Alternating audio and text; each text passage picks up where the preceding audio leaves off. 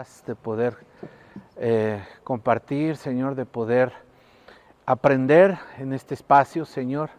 Gracias porque tú nos capacitas para toda buena obra. Gracias, Señor, porque yo sé que mis hermanos se esfuerzan, Señor, por venir. Y Padre, permite que podamos recibir de ti en esta mañana. Pongo mi vida en tus manos, mis labios, Señor, mis pensamientos, para que seas tú en medio de nosotros. En el nombre de Jesús. Amén. Amén. Bueno,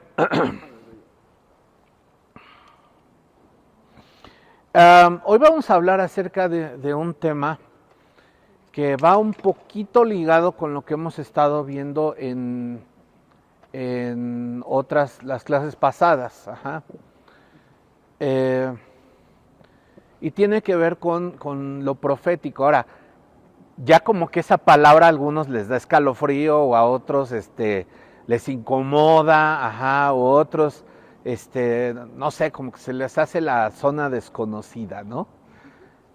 Pero no lo tomen así, o sea, nosotros como que tiene que ser nuestro normal, tiene que ser nuestro normal, lo profético. Pero pues sí tenemos que aprenderlo bien para no caer en errores o en malas interpretaciones, etcétera, ¿no?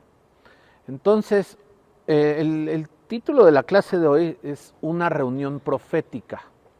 Una reunión profética. Bueno, y lanzo esta pregunta: ¿cómo describirías una reunión exitosa? ¿Cómo describirían ustedes una reunión exitosa? Una reunión donde se congregan, no sé, hermanos, sean muchos, sean pocos. ¿Cómo definirías que esa reunión es exitosa? Algunos dirían, no, pues por el número de salvos, ¿no? Otros dirían, no, pues porque se movió el espíritu, ¿no? Pero, ¿cómo defines, no? Cuando se mueve, cuando no se mueve, en fin, Claudia y yo hemos estado, por ejemplo, allá en Colombia, una congregación muy grande. Es una congregación en aquel entonces eran 24,000 asistentes. Es un chorro de gente, ¿no? Montón de gente. Nosotros fuimos a una desmañanada y solo en la desmañanada había 2,000 personas. ¡Wow! Entonces está impresionante, ¿no? Y bueno, nos pasaron a desayunar con el pastor y todo. Y después del desayuno hubo como que una junta de varios líderes, donde cada líder estaba reportando, ¿no? Sus números, etcétera, o sea, detalles, ¿no? Detalles. Me llamó mucho la atención, ¿no? Por ejemplo, de una congregación nueva en una provincia, que decía, bueno, mi pastor, dispense usted, pero esta semana hubo pocos salvos, usted sabe, estamos iniciando, ¿no? Pero pues solo hubo 500 salvos. Y yo dije, ¿500? O sea, 500 son los que cabemos aquí, ¿no? Sentados y el pastor pidiendo perdón y excusándose porque pues apenas iba levantando la obra. Y dije, wow, o sea, ya quisiera yo ver aquí 500 personas en un fin de semana, ¿no? Entonces, eso nos pasó en una congregación. Entonces dice uno, bueno, ¿cómo mides el éxito, no? Otros dicen, que se mueva el espíritu. Y a veces de veras me da risa porque vienen hermanitas y me dicen, ay hermano, como que hoy no estuvo bonita la alabanza, como que no me gustó. Le digo, pues no era para usted. O sea, para empezar, la alabanza no es para usted, ¿no? No es para que a usted le guste o no le guste. La alabanza la hacemos para el Señor y a mí me interesa que Él sí se agrade, ¿no? Malo cuando el Señor nos diga, oigan, ahora sí, no me gustó, ¿no? Ahí sí nos podemos a temblar y a correr, ¿no?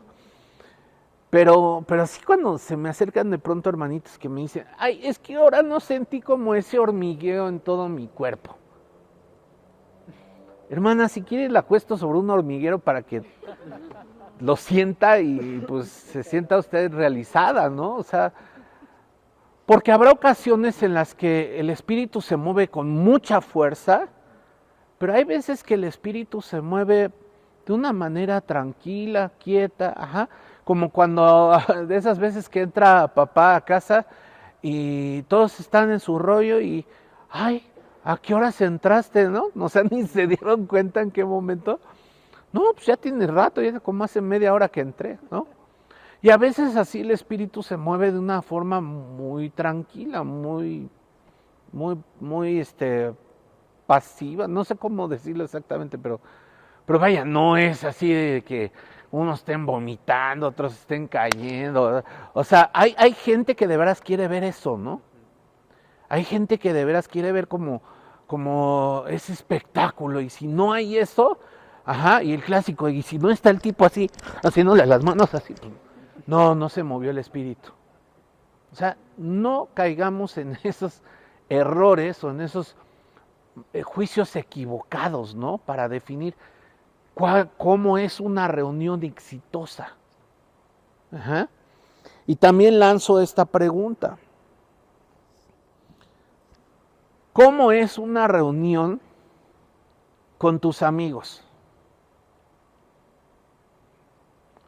¿Ah? ¿Cómo es una reunión con tus amigos o con tu familia? ¿Ah? A ver, déjenme ponerles así, plantearles esto.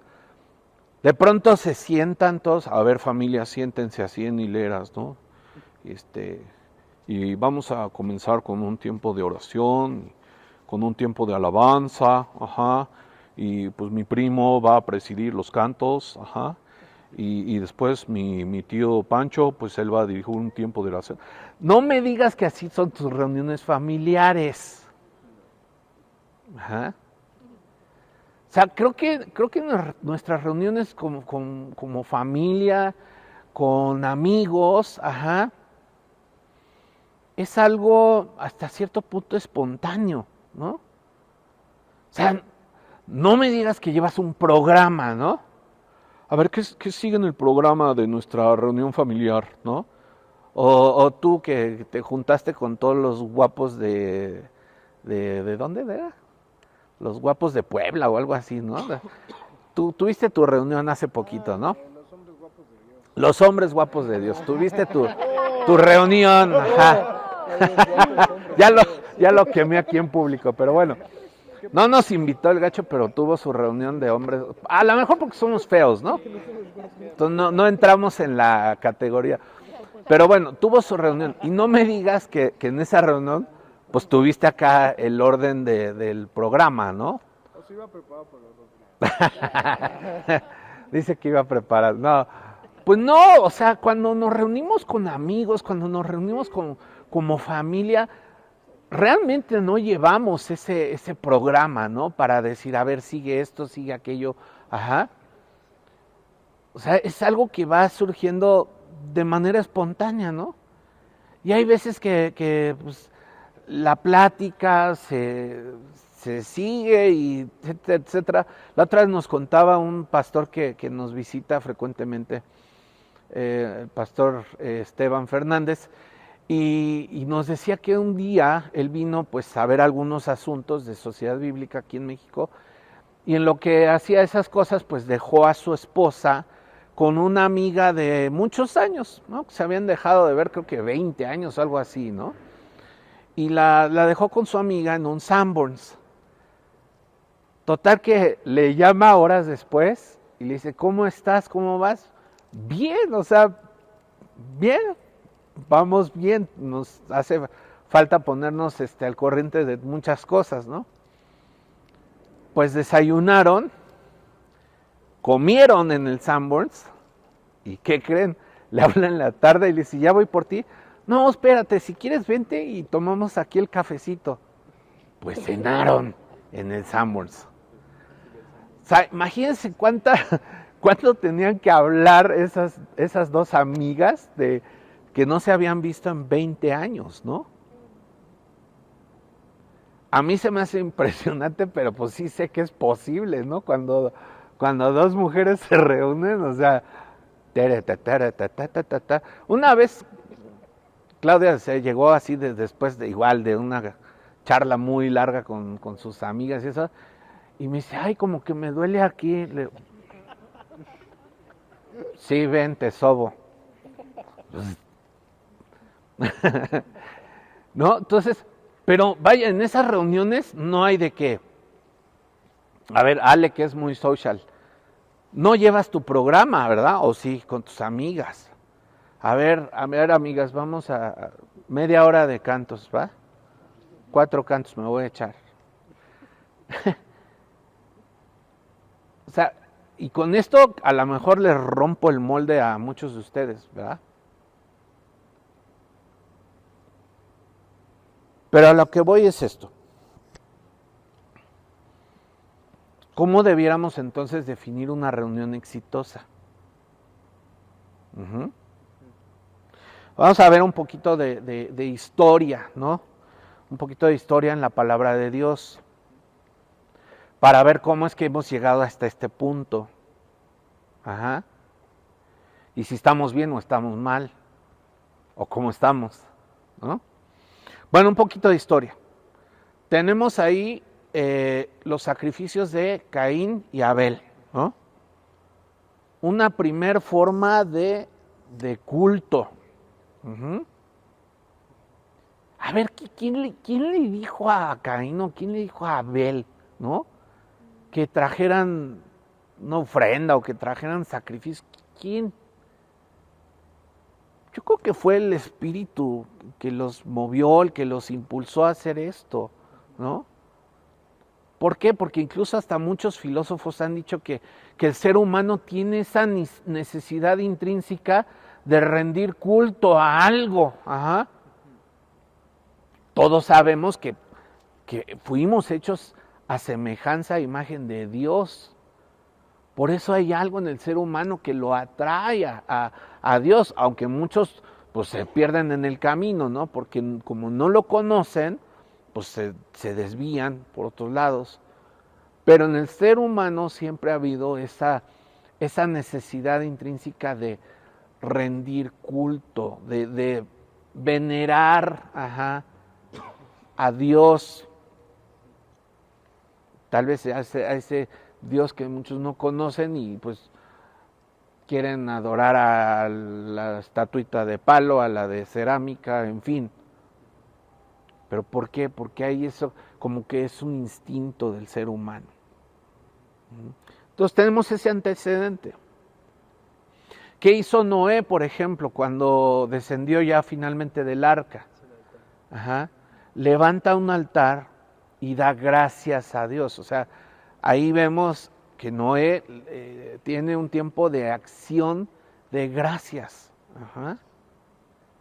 Tiempo de acción de gracias. Y así vemos muchos ejemplos en el Antiguo Testamento donde muchos de los patriarcas, ¿no? Por ejemplo, cuando Jacob tiene ese sueño, ¿no? De los ángeles que descendían y ascendían, entonces ahí en Betel, si no me equivoco, ¿verdad? ¿Qué hace? Levanta un altar, un memorial para decir, aquí estuvo Dios conmigo. ¿Quién le enseñó? ¿Quién le dijo que era así? Así se comenzó a hacer.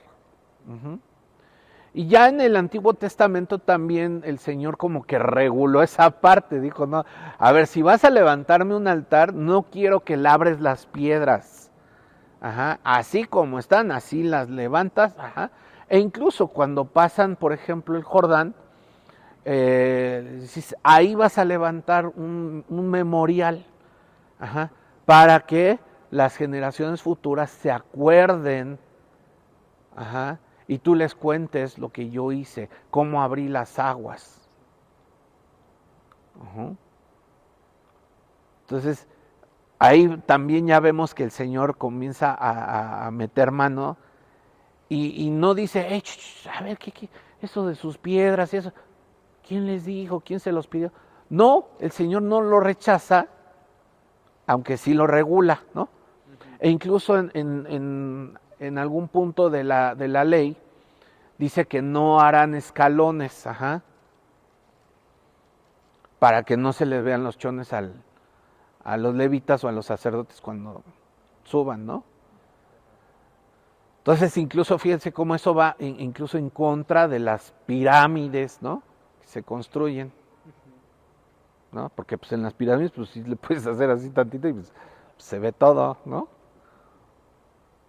Entonces, toda esa parte la regula, pero no la desecha. Ajá. E incluso David, recuerden que tenía esa gran idea de vamos a construir un templo. Y donde que juntó un chorro de elementos, ¿no? Plata, oro, bronce, en fin, juntó muchos recursos. Y tenía esa gran ilusión. ¿Y qué le dice el Señor? No, tú no lo vas a hacer porque tú has derramado mucha sangre. Ajá. Pero lo va a hacer tu hijo. ¿No? Entonces vean cómo Dios no lo rechaza. Uh-huh.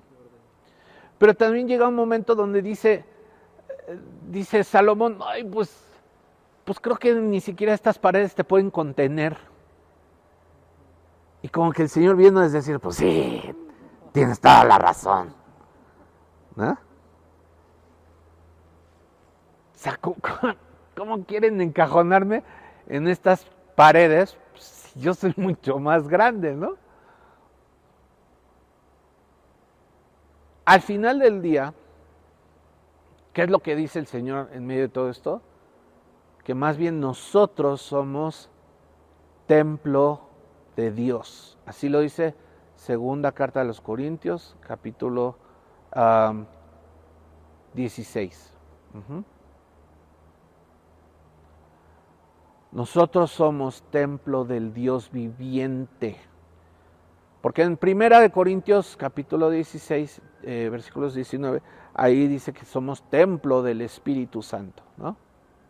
Pero lo vuelve a repetir de una manera más clara, más definida, en segunda de Corintios 16, donde dice, ustedes son templo del Dios viviente. Y Pedro, en la primera carta de Pedro, capítulo 2, él dice que somos piedras vivas, siendo edificadas como casa espiritual. Entonces, díganme si al final del día Dios está interesado en una construcción. No. Díganme si el Señor está interesado en un lugar así majestuoso, así que la gente diga, wow, ¿no? No.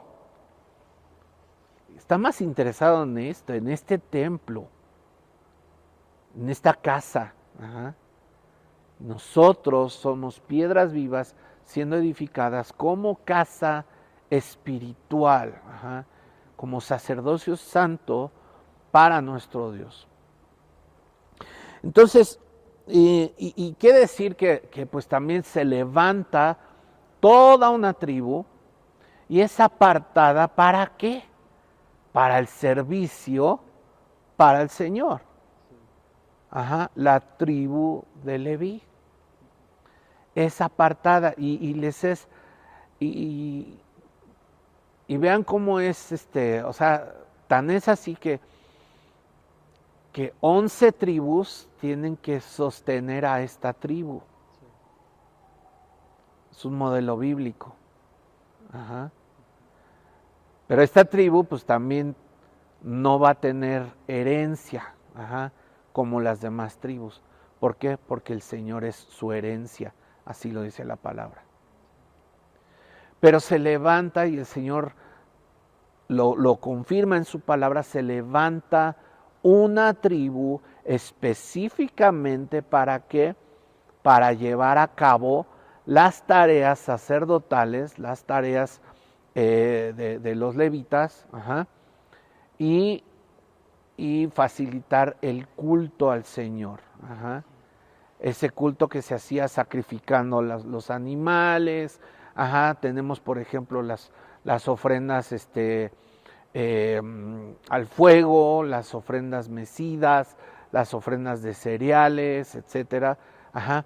Y para todo esto había encargados para llevar a cabo estos, se podría decir, rituales, ¿no? Para llevar a cabo estos cultos, ¿no? Y todo eso es parte de la Escritura, no la podemos negar y tampoco vamos a decir que está mal. Tampoco se desecha, porque tan es así que en el libro de Hebreos, Jesús se presenta como el sumo sacerdote. ¡Wow! ¿Y qué función tiene el sacerdote? El sacerdote tiene una función de intermediario entre Dios y el hombre. Ajá. Tiene esa función de intermediario, como para conectar, ajá, lo de arriba con lo de abajo. De pronto sus familiares no se han burlado de ustedes y diciendo, a ver, tú que estás en la alabanza, tú que estás más cerquita de Dios, ¿no? ¿No les han dicho así a veces? Ay, hay muchos con cara de... Bueno, algún día te lo dirán. ¿Por qué? Porque pues, te la vives en Calacuaya, porque te la pasas ministrando. Entonces de pronto te ven así como que, ay, el santo monaguillo de la familia, ¿no? Entonces vean cómo el sacerdote cumple esa función de intermediario y de ser un puente, ¿no? Entre las cosas espirituales con la humanidad. Entonces, como que esa figura se vuelve el facilitador para que la gente se acerque y conecte con Dios. Entonces, no podemos rechazar todas esas cosas del Antiguo Testamento porque de alguna forma están mencionadas en el Nuevo Testamento. Ajá. Y es más, dice Hebreos capítulo 5 que son sombra y figura de las cosas celestiales, ¿no? Entonces en el cielo sí vas a ver un candelabro, sí, lo menciona Isaías en una de las profecías, ¿no? Pero a lo mejor no un candelabro como lo hemos visto físicamente aquí, a lo mejor va a ser otro rollo, ¿no? ¿Por qué? Porque dice Isaías que representan los 7 espíritus de Dios, ¿no? Que por cierto ahí están mencionados, ahí adentro de cada uno de esos círculos está mencionado cada uno de esos 7 espíritus de Dios y esa es digamos que la interpretación arquitectónica del arquiespino. Esos 7 círculos que están ahí arriba es la representación de un candelabro. Oh.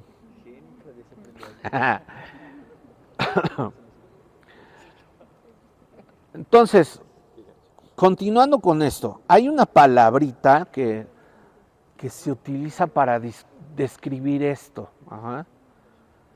Es una palabrita que suena así medio católica, pero no, se usa tanto en la teología, en los estudios teológicos cristianos, evangélicos, como en la teología católica. Se dice liturgia. ¿Qué? Liturgia. Ajá.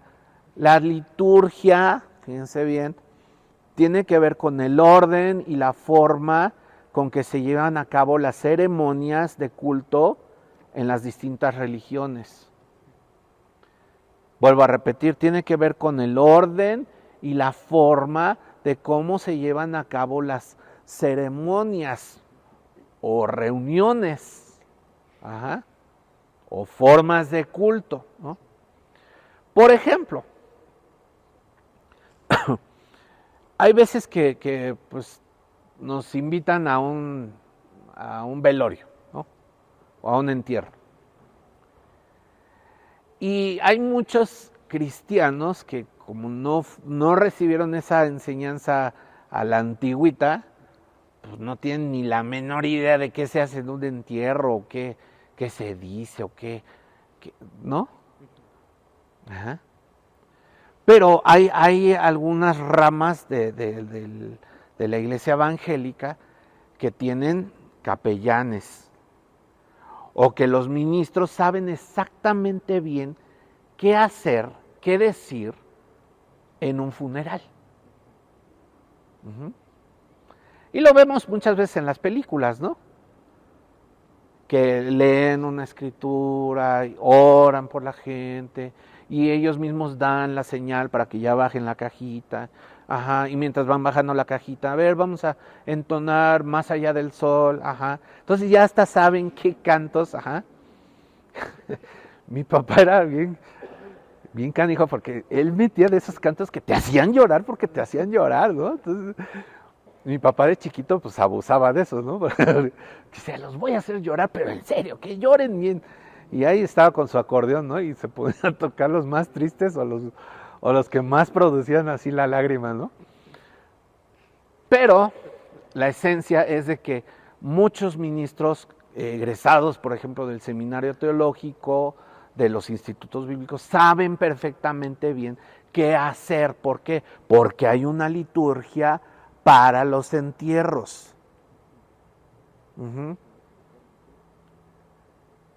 Hay una liturgia en muchas iglesias para cuando se bautiza a la gente. Ajá.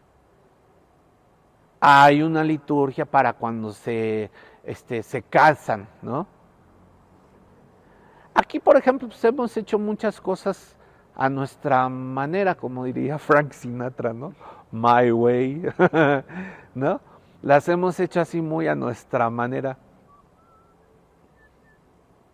¿Está bien o está mal? Ahorita vamos a ver. Uh-huh. Ahorita vamos a ver. Bueno, ¿vamos bien? Ok. Ahora, aquí voy a tocar ya el punto medular de esta clase. Hablábamos de una reunión profética, ¿no? Una reunión profética. Vamos a ver qué dice primera carta de los Corintios, capítulo 14, versos 24 y 25. Uh-huh. 1 Corintios 14, versos 24 y 25. Ajá. Y cabe mencionar que el contexto del capítulo 14 habla del uso de los dones espirituales, ¿no? Y en el versículo 1 remarca que procuremos los dones espirituales, y dice, pero sobre todo procuren profetizar. O sea, el apóstol Pablo empuja y dice, usen los dones espirituales, pero procuren profetizar. Ya en otras clases he entrado en el detalle de qué significa en términos prácticos profetizar, ¿no? Entonces, si andan medio perdidos con esa palabra, repasen esas clases, ¿no? Donde hemos definido qué es el profetizar. Dice así, verso 24. Pero si uno que no cree o uno que no entiende entra cuando todos están profetizando, se sentirá reprendido y juzgado por todos. Y los secretos de su corazón quedarán al descubierto, así que se postrará ante Dios y lo adorará, exclamando, realmente Dios está entre ustedes. Vamos a parafrasear.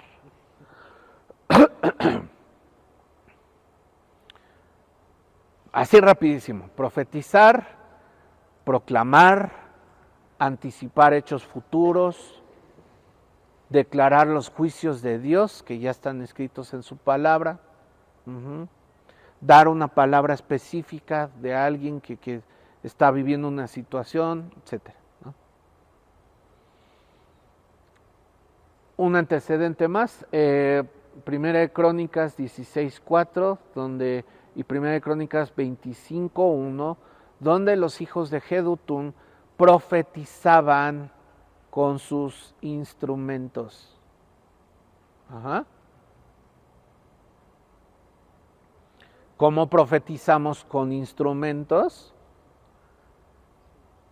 Pues digo, hay veces que uno de los que están aquí arriba comienza con alguna melodía, sea en el piano, sea en el violín, sea en el saxofón, ajá, algo, pero como que te transmite algo muy claro o te ministra algo muy específico eso, ¿no? Incluso hemos tenido intervenciones con la batería, donde está profetizando algo así que tiene que ver con la majestad y gloria del Señor, o algo que tiene que ver con salir y marchar como ejército de Dios, ¿no? Levantarnos como guerreros de Dios. Entonces vean cómo los diferentes instrumentos pueden profetizar, pueden dar un mensaje sin palabras, sin cántico, pero es un mensaje que la gente lo recibe, ¿no? Dice, sí, estoy recibiendo esto de parte de Dios. Ajá. Esa melodía transmite algo. Hay veces que se queda el puro violincito así, y ves a todo el mundo postrado, todo el mundo llorando, todo el mundo quebrantado, porque es lo que está ministrando el Espíritu Santo, ajá, y está profetizando ese instrumento en ese momento. Ajá. Por eso es que, insisto, debemos llegar a esos niveles proféticos en la alabanza, donde los cantos no son nada más porque, a ver, vamos a escoger los top 10, ¿no? Vamos a escoger los que están de moda. No, para escoger los cantos se ora, se pide dirección. Ajá. A ver, Señor, ¿qué es lo que tú vas a hablar para escoger los cantos en función a eso? Ya hay veces que ni siquiera nos dice el pastor de qué va a predicar, pero nos damos cuenta que hay una clara conexión entre lo que se está cantando y lo que se va a hablar minutos después. Entonces, por eso, bien importante que podamos llegar a esos niveles proféticos, profetizar con nuestros cánticos, profetizar con nuestros instrumentos. Ajá. Entonces, ¿qué es lo que está diciendo estos versículos? Imagínense que entra, dice aquí, alguien que viene por primera vez, ajá, alguien que no conoce Calacuaya o vino de invitado, entra por primera vez, ajá, o a lo mejor todavía no entiende muchas cosas, ¿no? Dice otra versión, Reina Valera, entra un indocto, ¿no? Alguien que no ha sido instruido. Bueno, entra y de pronto ve, escucha, ajá. Y a mí me pasó las primeras veces que yo entré a Calacuaya, yo venía de la iglesia presbiteriana, ¿no? Que por cierto nos decían los refrigerianos o los gansitos, porque fríos sabemos mejor, ¿no? Entonces, una iglesia fría, sin el mover del Espíritu Santo, de ahí venía yo, ¿no? Entonces, entro por ese acceso. Yo era un fariseíto de 10 años y veo a la gente brincar, veo a la gente alzar las manos, panderos por aquí, panderos por allá, gente danzando y gritando. La iglesia presbiteriana, ni panderos, prohibido aplaudir, nadie levanta las manos, ajá, nadie grita, todos cantan así, no, no, no, no, no, no, no, no, y con tu himnario acá, oh, no, no, no, no, no, no, aleluya. ¿Eh? ¿Se han visto ese episodio? Sí, claro. Bueno, así yo, un fariseíto de 10 años, me escandalicé cuando entré aquí por primera vez y vi todo esto, ¿no?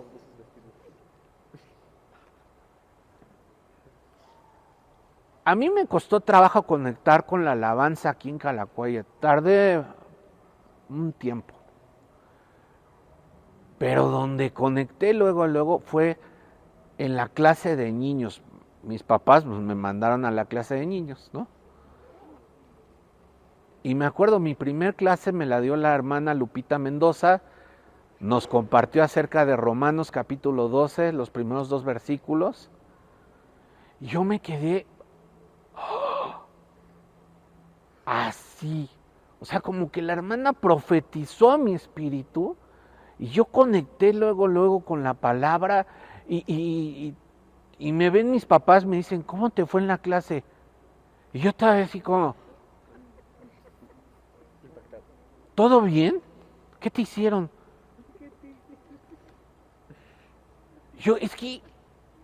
Y yo sin palabras, porque mi corazón había sido fuertemente impactado. Ya hasta como cuando pude hablar y dije, es que estoy sorprendido porque no nos pusieron a colorear, no nos compartieron que del arca de Noé, que de la fosa de los leones, que de David y Goliat, no. Papá, me hablaron de Romanos capítulo 12. O sea, ¿te das cuenta cuando profetizan a tu corazón que llega ese mensaje de parte de Dios por medio del Espíritu Santo, llega e impacta tu vida? Y puede ser por un canto, ya lo hemos dicho muchas veces aquí. Hay gente que dice, testifica y dice, yo me acerqué a Dios por haber escuchado este canto. O yo llegué con tal necesidad a este lugar y escuché ese canto y ese canto habló a mi vida. Y me sentí fortalecido y sentí que Dios me levantó. Hay una estación que yo escucho entre semana, una estación de Estados Unidos que se llama K-Love. Y unos testimonios padrísimos de gente que se convierte en las cárceles. Ajá. Y dice, tal canto habló a mi vida. Dice, y yo estoy pagando una condena de 20 años, pero el Señor ya me habló muy claro y estoy feliz, estoy gozoso, aunque estoy aquí en la cárcel, pero mi espíritu es libre. ¿No? O hay gente que una señora que apenas esta semana testificó que ya estaba en medio de un desastre existencial, en medio de depresión, atravesando el proceso del divorcio, etcétera, etcétera. Y ella, pues girándole a la perilla del radio, de pronto se topa con una canción que habló a su corazón. Y se me tuvo que orillar a llorar, porque Dios tocó mi corazón. Tenemos que llegar a esos niveles proféticos, donde lo que estemos haciendo esté tocando corazones, donde el Espíritu esté ministrando corazones, donde Dios esté hablando a las personas. Ajá. Entonces, no nada más el tiempo de alabanza va a ser un tiempo profético, sino también la predicación. La predicación tiene que ser ese momento profético donde, pues claro, ahí con más razón, el indocto o el inconverso o el que no entiende, o el que viene por primera vez, entra, escucha la predicación y la otra vez nos pasó con el ex jefe de Kef. Dice, ¿tú le contaste algo al pastor de mí? Dice que no. ¿Y sí o no? O sea, él le aseguraba que le habíamos chismeado al pastor para que le tirara duro, ¿no? Con la resortera. Nos dio mucho gusto que ya la otra vez llegó por su propio pie. ¡Wow! Ya estaba ahí pidiendo su cafecito antes de la reunión y lo vimos y ¡ay! Vino por su propio pie. ¡Wow! Y aunque no se ha animado a pasar, porque también eso nos dio mucha risa, le pregunta a Kéfir, ¿qué te dan un bono o te dan algo por si yo paso? No, tranquilo, o sea, tú pasas si quieres y no, pues no pasa nada. No, dime la verdad, si te van a dar algo, pues paso.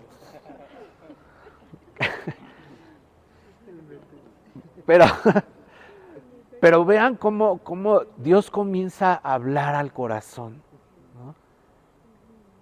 Y comienza a abrir ese corazón que tal vez que necesita Dios.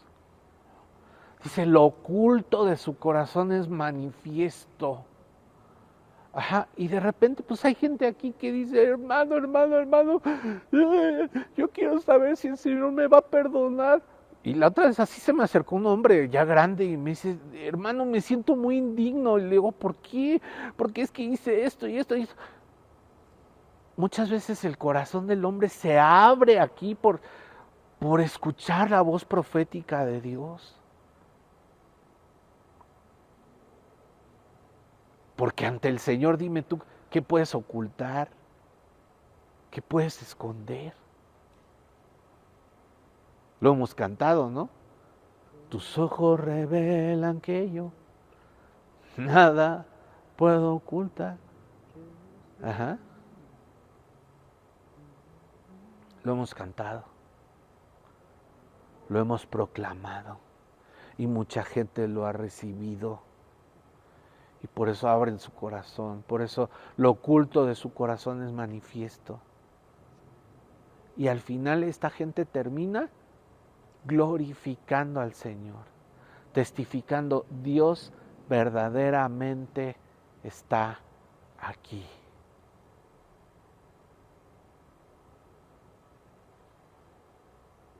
Y puedo usar hasta una marioneta. Yo la otra vez tenía mis dudas, como que de pronto revivió ese fariseíto de 10 años en mí. Y dije, ¿será que la hermana nos va a predicar con ese títere? Recuerdan, ¿no? Al final del Congreso de Niños, ¿no? El Junior. Pues ese mensaje me llegó y me llegó duro. Me llegó. Y canijo títere profetizándome.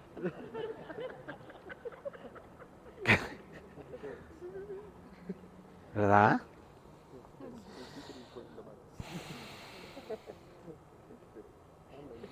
Recordemos que al alabar y adorar podemos llegar a ese nivel profético y pueden pasar cosas aquí. Yo sé que de pronto pues no tenemos toda esa libertad, ¿no? Y suben los bomberos espirituales llamados moderadores a apagar el fuego espiritual. Hay sus excepciones porque yo sé que Rubén aterriza bien bonito el avión. Que yo sé que tú tratas de dar esa continuidad, ¿no? Y otros creo que están aprendiendo a hacer. Pero todavía hay algunos bomberos espirituales que... Deberíamos tener un cadenero ahí en... No pasas. No. Un ruso, ¿no? Grandote, sí. Bueno. Entonces, ¿qué va a pasar? Ya vamos terminando. En Ezequiel capítulo 47, Ezequiel 47, versículo 9. Ezequiel 47, versículo 9, habla del río de Dios. Y cuando entramos a este río de Dios, cuando entramos a su presencia y cuando entramos a las profundidades del río de Dios, ¿qué hay en esas profundidades? Dice, por donde corra este río, todo ser viviente que en él se mueva vivirá. Habrá peces en abundancia. ¿A qué se refiere esta abundancia de peces? A esa pesca de hombres, esa pesca de almas.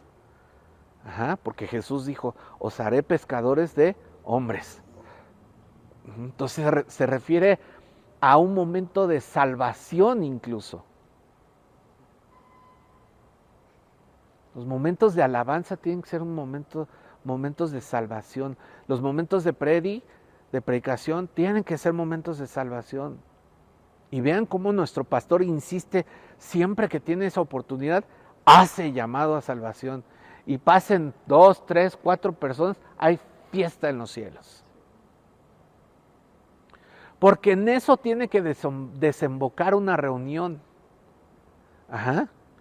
Dice a la mitad del verso, habrá peces en abundancia, porque el agua de este río transformará el agua salada en agua dulce.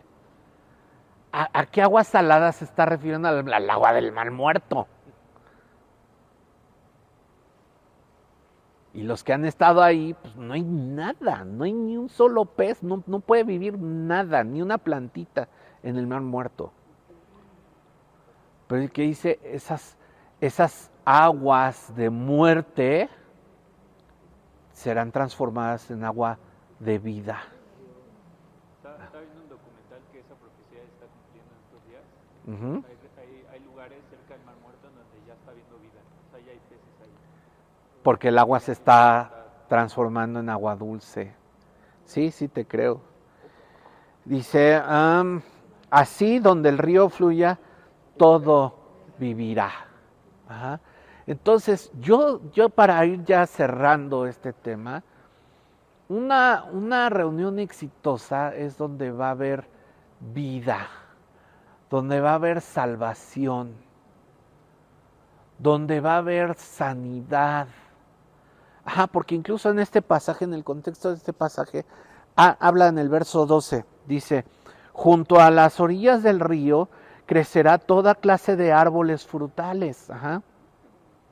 Sus hojas no se marchitarán y siempre tendrán frutos. Cada mes darán frutos nuevos, porque el agua que los riega sale del santuario. Sus frutos servirán de alimento y sus hojas serán medicinales. Ajá.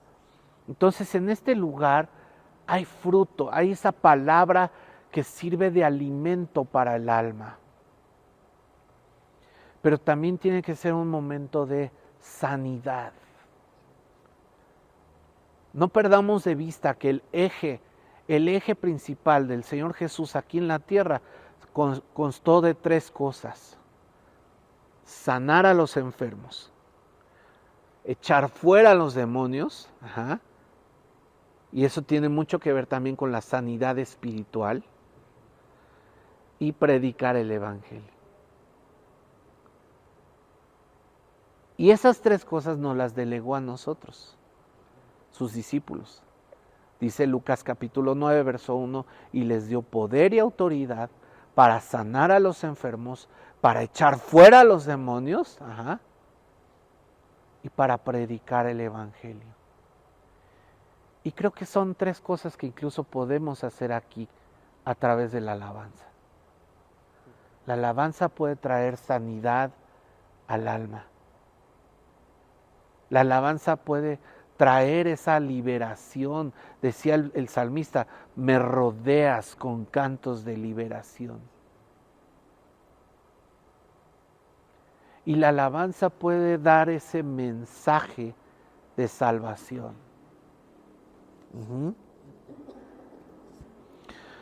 Entonces, ya para concluir, ustedes pueden revisar Levítico capítulo 1 y 2, donde se mencionan diferentes formas que se hacían en el pasado, ¿no? O sea, diferentes liturgias, ajá, que se tenían en el pasado, formas de culto. Hoy ¿por qué tenemos el tiempo de alabanza? ¿Por qué tenemos luego el tiempo de oración? ¿Por qué tenemos los avisos?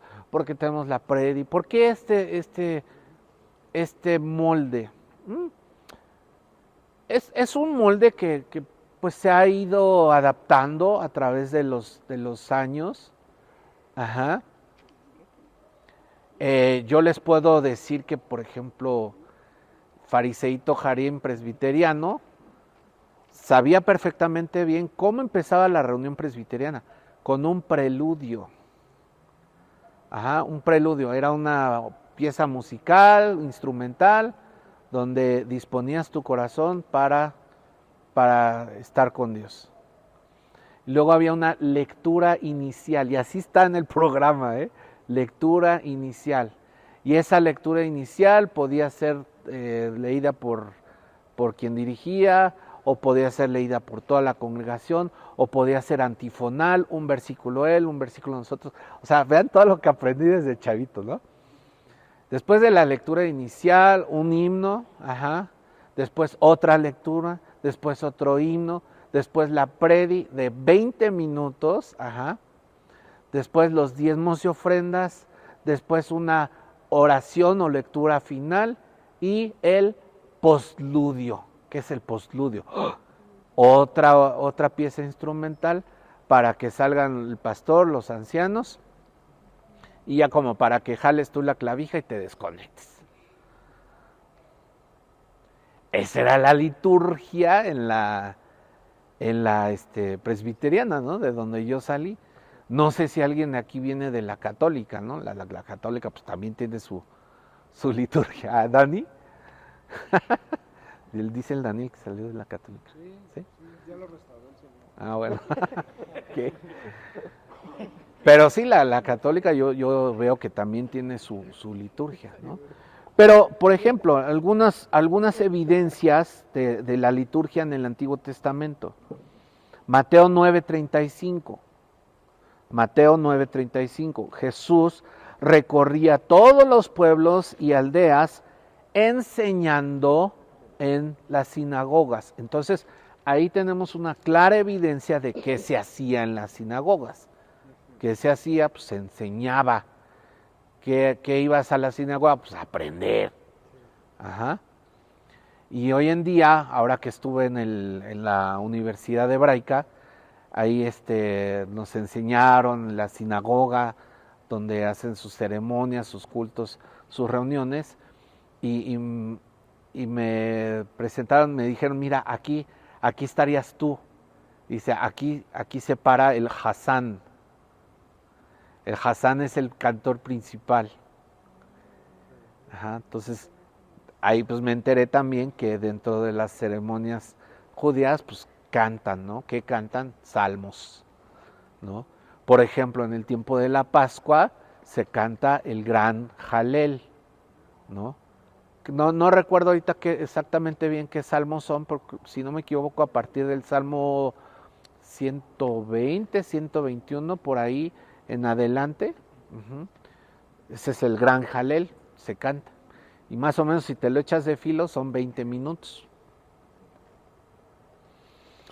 Hechos capítulo 2, versículos 46 y 47.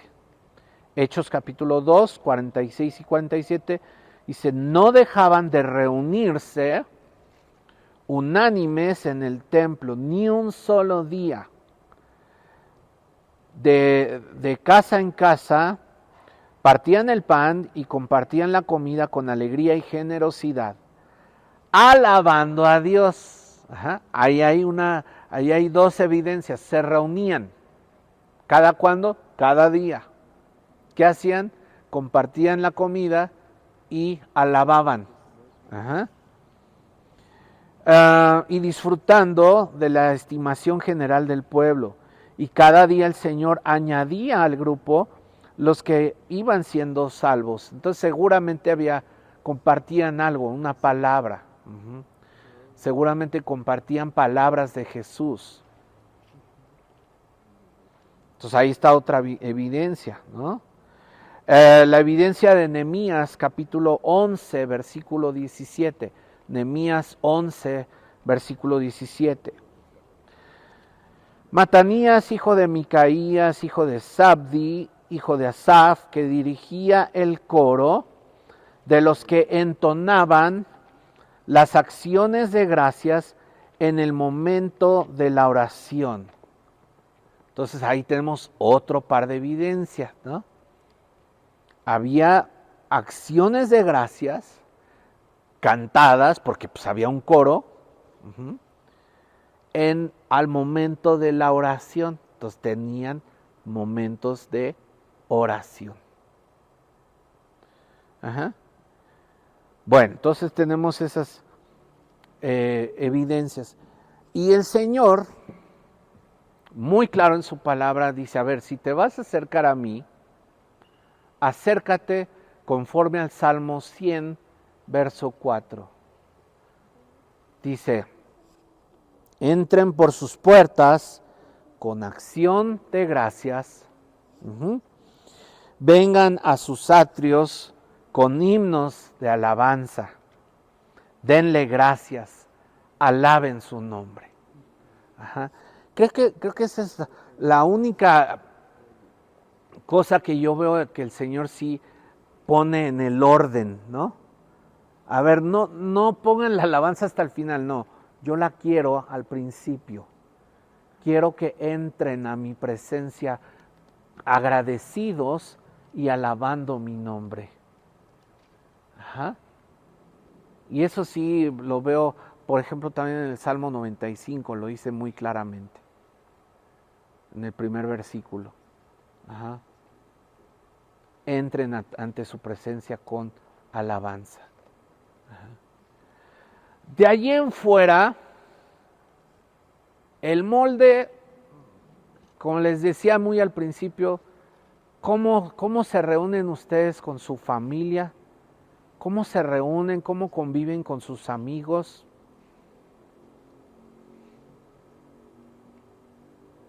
No es tanto que el Señor esté pidiendo una liturgia.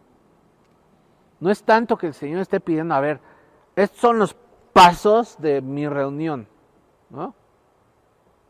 A ver, si se va a reunir la iglesia, si se va a reunir la eclesia, ajá, esa palabra en griego es interesante, si se va a reunir la eclesia, ¿cómo vamos a medir que sea una reunión exitosa?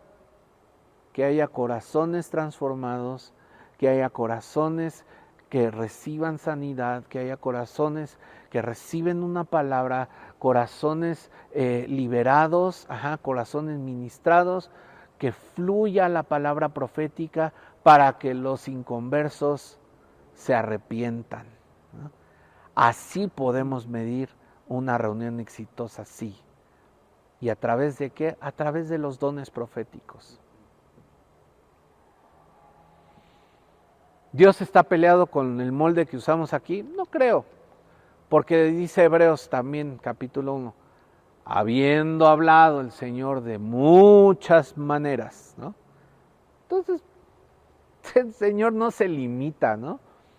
Dice, ay, mis hermanos de Calacuaya, mira, nada más, muy en su molde, pero aún así nos habla, aún así se hace manifiesto, aún así transforma vidas, ¿no? Les cuento, ya acabé, nada más una historia de una reunión que para mi gusto fue el reflejo de esta escritura, de Corintios 14, 24 y 25. Estábamos, mi esposa y yo, bueno, estábamos con la familia, ¿verdad? Estábamos en una comunidad en Waco, en una comunidad tipo Amish. No son tan rigurosos ahí, pero sí, se cuidan mucho, comparten muchas cosas en común, etc. Y nos tocó una reunión dominical con esta comunidad. Ajá. Son cristianos, no van a pensar que es una secta o algo así, no, son cristianos.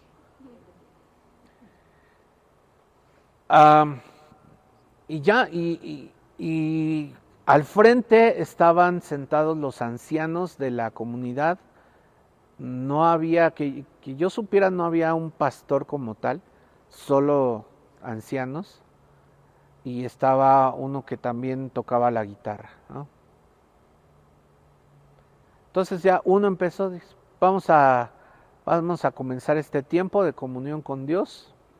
Y comenzó a orar. Y todos los demás empezaron a orar, toda la congregación comenzó a orar.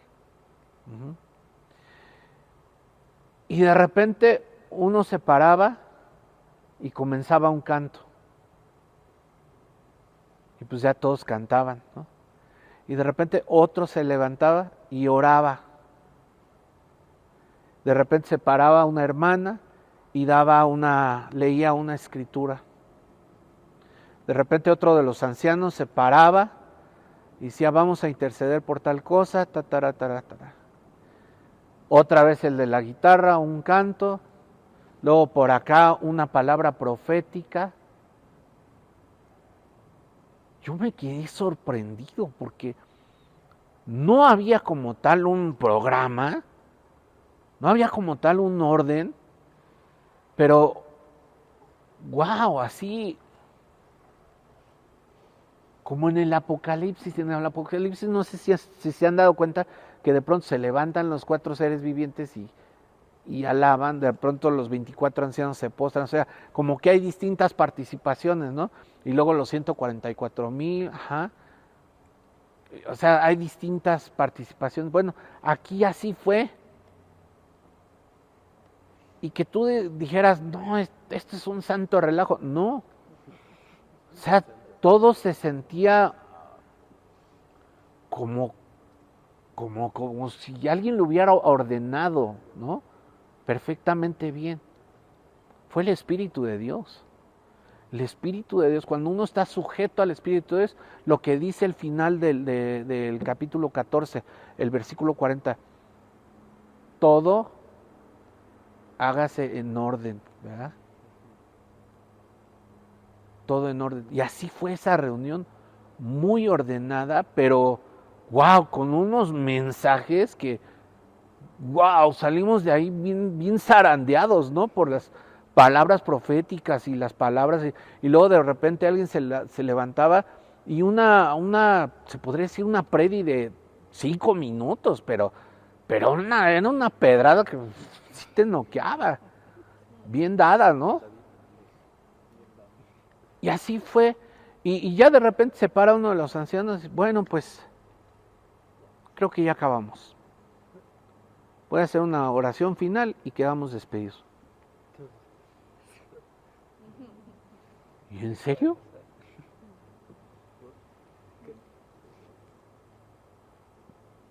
Para mí fue una reunión guiada por el Espíritu. Para mí fue una reunión 100% profética.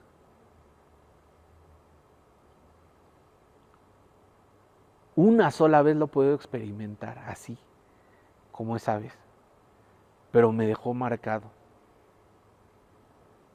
Y yo creo que es como que mi anhelo, que un día podamos llegar a ser tan espontáneos, tan libres, que no estemos tan atados a los tiempos. Ajá. Soy muy platicador, ¿verdad? Pero en una ocasión también fuimos a dar a una iglesia ahí en Texas, con mis papás, yo estaba chiquito. La reunión duró 5 horas. Pero pregúntame si lo sentimos mi hermano y yo. Que mi hermano y yo siempre éramos puro cotorreo. ¿Sí? Siempre al final empezábamos a contarnos chistes y eso. Y de eso que terminas así. Que te tienes que aguantar la risa porque pues, estás en la iglesia, ¿no? Pero esa vez ni lo sentimos, ¿no? Porque éramos de los que, ya mamá, ya mamá, ya mamá, ¿no?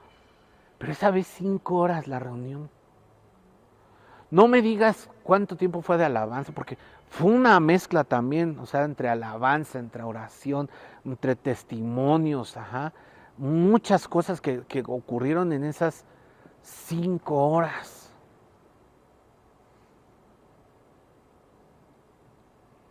Pero fue como un tiempo tan natural, tan edificante, que hasta yo que tenía 7 años, salía así como que, qué padre estuvo, o sea, y me cansé de cantar, porque cantamos un chorro. Pero ese es mi anhelo, que me gustaría que algún día pudiéramos llegar a ese nivel de, pues aquí estás, Señor, y aquí están tus hijos en esta, tu sala. la sala de tu casa. Aquí estamos, vamos a platicar, vamos a convivir. Y yo te voy a alabar y tú me hablas, ¿va? Y así nos la seguimos bien padre, ¿no? O sea, que fuera un tiempo tan natural, tan libre, sin tanta estructura. No sé si estemos a años luz de eso, pero es mi anhelo. Y siento que no debemos perder de vista cuál es esa reunión profética exitosa.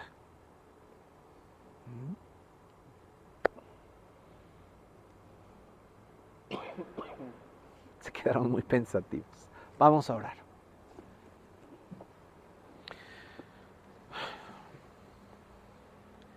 Dice tu palabra que de donde está tu espíritu, ahí hay libertad.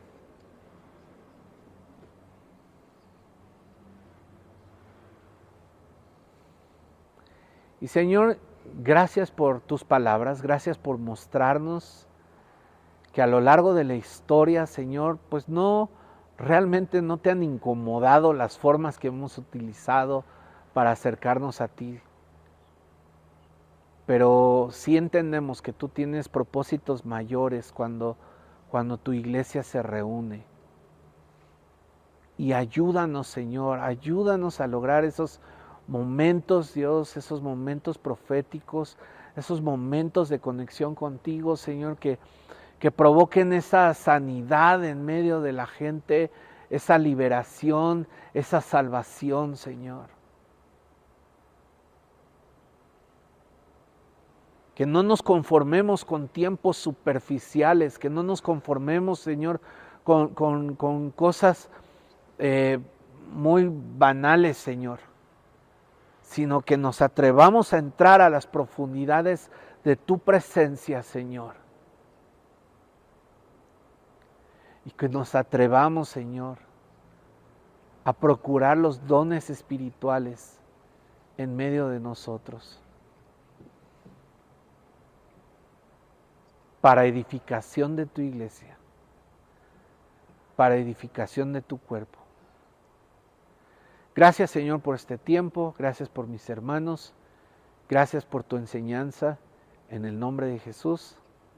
Amén.